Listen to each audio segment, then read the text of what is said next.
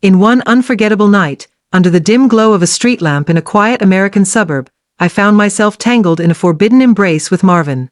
His hands, daring and gentle all at once, promised a passion that defied the cold indifference of my life with Brian. In that heated moment, every secret desire, every quiet pain from years of neglect, surged within me, and I knew then that nothing would ever be the same. My name is Betty, and for most of my life, I believed in loyalty and the unspoken vows of marriage. I married Brian, a man who, over time, let small, thoughtless slights chip away at our once solid bond. At first, it was little things, a missed call when I needed comfort, a casual remark when I needed validation, or the way his eyes would drift away during conversations that mattered. I tried to brush these moments aside, convincing myself that love was about overlooking imperfections. But as the days turned into years, those tiny wounds began to ache with a persistent pain. I lived in a modern American suburb, where the manicured lawns and silent streets masked the hidden storms within our homes. While the neighborhood exuded an air of calm and perfection, behind closed doors, my heart was a battlefield of unmet expectations and unspoken resentments. I began to wonder if I was truly seen, truly loved, or merely tolerated. Every slight from Brian, no matter how trivial, echoed in the hollowness of my life, urging me to reclaim the passion and vitality I once believed were mine by right. That longing led me to Marvin. I remember the first time our paths crossed at a small, unassuming party on the edge of town. Marvin was unlike anyone I had ever met.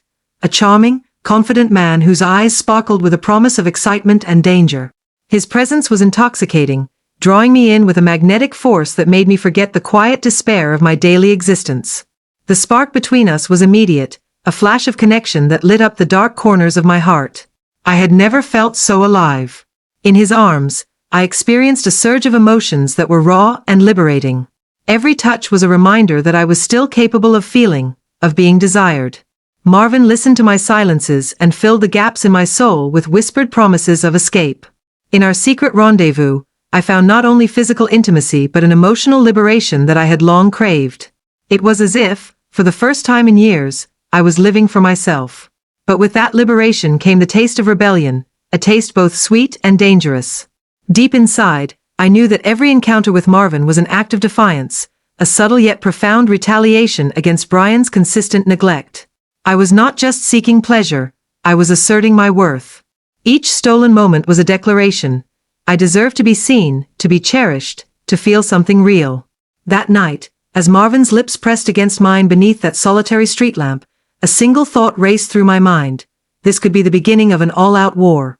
I felt a shiver of exhilaration mixed with a whisper of dread. I was teetering on the edge of a chasm from which there might be no return, but in that moment, I chose to leap rather than continue in silent suffering. As I stood there, caught between the security of a loveless marriage and the intoxicating allure of forbidden passion, I sensed that my life was about to change irrevocably. The passion, the pain, and the promise of a new beginning coalesced into one explosive night, a night that would spark a war I never imagined, a war where every betrayal would echo and every secret would eventually demand its due. And so, in the midst of that forbidden kiss, with Marvin's arms around me and the distant sound of a siren wailing in the background, I wondered, was I ready to ignite the flames of my own rebellion, even if it meant watching everything I once knew burn away? As the days turned into weeks after that fateful night, I found myself slipping deeper into a world I had long kept hidden. The early encounters with Marvin, once electrifying and rebellious, became my secret haven, a place where I could finally feel something real. Yet, as much as I craved those stolen moments, I couldn't shake the memories of every slight Brian had ever made. Each small offense built up inside me until I was desperate to feel alive, even if it meant dancing on the edge of betrayal. Looking back, I now see how the seeds of my rebellion had been sown over many years. Brian's indifference had slowly eroded the foundation of our marriage. I would spend long evenings alone, waiting for a call or a word of reassurance that never came. The subtle neglect, the unintentional dismissals, and the countless times head brushed off my feelings left me with an ache I could no longer ignore. It was during these moments of quiet desperation that I remembered that spark, the feeling of being desired, of being seen, and I sought it out relentlessly. Marvin was my first taste of that forbidden freedom. Our meetings were secret and fleeting, each encounter more intoxicating than the last. With him, I felt bold and unchained, free to express parts of myself that I had long hidden away. His confidence was a balm to my wounded heart, and every whispered word, every lingering touch, reminded me that I was more than just a neglected wife. Yet, as thrilling as our escapades were, they were also a reminder of the double life I was leading. One foot in the comfortable misery of my daily routine and the other in a world of passion and risk. Just when I thought I had found my rhythm in this clandestine dance, fate threw another twist into the mix. At an art gallery opening in a part of the city I rarely ventured into, I encountered Andrew. He was an enigma, mysterious and quietly alluring, with eyes that hinted at secrets and a smile that promised new beginnings. Unlike Marvin's fiery intensity, Andrew exuded a calm yet powerful magnetism that was impossible to resist. I found myself drawn into his orbit almost immediately, captivated by the effortless charm he radiated. Andrew quickly became a new entrant in my hidden world, a symbol of fresh desire and uncharted territories. With him, every meeting felt like the beginning of a new chapter, a break from the routine of my secret trysts with Marvin. His approach was different, gentle yet insistent, urging me to explore the parts of me I had long suppressed. Our encounters were filled with quiet passion and a tender intensity that contrasted sharply with the explosive nature of my earlier liaisons. Living these two lives, one mundane and painfully predictable, the other vibrant and dangerously unpredictable, became a balancing act that left me both exhilarated and terrified. By day, I played the part of the dutiful wife, hiding my inner turmoil behind a mask of calm. By night, I embraced my true self, seeking refuge in the arms of men who made me feel desired and alive. The thrill of each secret meeting, each whispered promise, was a reminder that I was no longer the woman who had accepted neglect and indifference. I was taking back control, one illicit affair at a time. Yet, as I navigated this delicate double life, a sense of foreboding began to creep in. One evening, as I left a secret meeting with Andrew, I caught a glimpse of a familiar face in the reflection of a storefront window, a face that I had hoped to never see again. My heart pounded as I realized that my carefully constructed world was beginning to crumble. What would happen if Brian discovered even a fraction of the truth? And who was this stranger watching from the shadows? In that moment, standing alone on a rain-slicked sidewalk, I felt the weight of my choices settle upon me. I was teetering on the brink of an unknown future, caught between the thrill of hidden affairs and the inevitable reckoning that loomed closer with each passing day. In the weeks that followed, my secret world transformed into a labyrinth of desire, deceit, and inner turmoil. Every encounter with Marvin and Andrew deepened the thrill of rebellion, yet also tightened the noose of guilt around my heart. I was no longer the quiet, resigned wife who once accepted every slight from Brian. Instead, I had become a woman intoxicated by forbidden passion and the rush of reclaiming my own power, even as that power came with an unbearable cost. With Marvin, our meetings grew bolder and more passionate. His touch and whispered confessions made me feel seen and alive, transforming every stolen moment into a memory charged with both ecstasy and the bittersweet taste of betrayal. I began to revel in the intensity of our encounters, the danger of our secret love adding a spark to each caress. Yet, every time I returned home to a silent dinner or an empty glance from Brian, the guilt of my double life crashed over me like relentless waves. I questioned if the rush was worth the price I would one day have to pay. Andrew, on the other hand, offered a different kind of escape. His calm and tender approach contrasted with Marvin's fiery allure, and in his arms, I discovered a delicate balance of passion and care that soothed my battered soul. With Andrew, the moments were quieter, more reflective, each kiss and every touch an affirmation that I was more than just the wife who had been overlooked. But even as his gentle embrace filled the void left by Brian's neglect, I could not silence the growing conflict inside me. I clung to the feeling of being desired, yet the shadow of guilt loomed ever larger. Then, as if drawn by fate, I encountered Linda. A vibrant and free-spirited woman with scars of her own, Linda was no stranger to the lure of dangerous liaisons. In a chance meeting at a mutual friend's party, she confessed that she too had found solace in forbidden trysts after escaping a stifling relationship. In her, I found a kindred spirit, a woman unafraid to defy convention and embrace her true desires.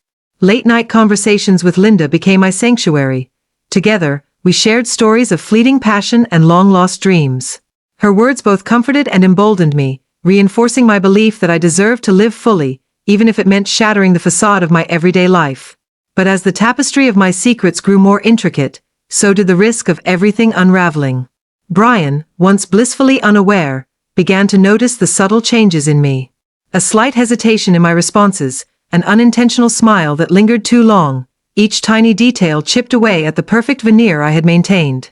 I could sense the shift in his eyes, a glimmer of suspicion that grew with every passing day. The cracks in our carefully constructed world were widening, and I felt the weight of each lie pressing down on me. The tipping point came on an otherwise ordinary evening when I met Andrew at a secluded diner on the outskirts of town, a place I had always considered safe for our secret meetings. As we left the diner, a single careless moment shattered the fragile balance I had worked so hard to preserve. I dropped a small, cherished item, a delicate silver bracelet that Brian had once given me on our anniversary. In that fleeting moment of clumsiness, I caught a glimpse of a stranger on the other side of the street. Their eyes locked with mine, wide with shock and recognition. My heart pounded violently as I realized that my hidden life teetered on the brink of exposure. Standing there in the cold night air, clutching the bracelet as if it were a lifeline, I felt the full weight of my choices crashing down on me. One small slip had set in motion the possibility of everything unraveling at once. I was left with a single haunting question. Would this careless moment be the spark that ignited a complete collapse of my double life, or could I still find a way to patch together the shattered fragments of my secret world? It all came crashing down one stormy night. The constant tension and hidden secrets had finally reached a breaking point. I was alone in the living room, still trembling from another clandestine meeting with Andrew, when I heard Brian's voice, a low, quivering sound loaded with both anger and hurt. His tone was unmistakable. This was no ordinary evening, and he was here to confront me. "Betty, we need to talk," he said, his words slicing through the silence. In that moment, the careful facade I had maintained for so long began to crumble. Brian had pieced together enough evidence of my double life, and the confrontation was inevitable. The living room transformed into a battlefield. Brian's eyes burned with betrayal as he demanded answers. "How long?" he spat, voice cracking under the weight of his emotions. I fumbled for words, my heart pounding so loudly I was sure he could hear it. "I never meant for it to get this far," I managed to whisper, though my apology rang hollow against the tide of his fury. Brian then revealed his findings, a collection of secret messages, photos, and receipts that chronicled every forbidden encounter. The room, once our shared haven, turned into a crucible of shattered trust. Each piece of evidence was a reminder of every minor slight that had led me down this dangerous path. The sting of his words was overwhelming. "You were never there for me, Betty. Every time you turned away, you chose someone else over us."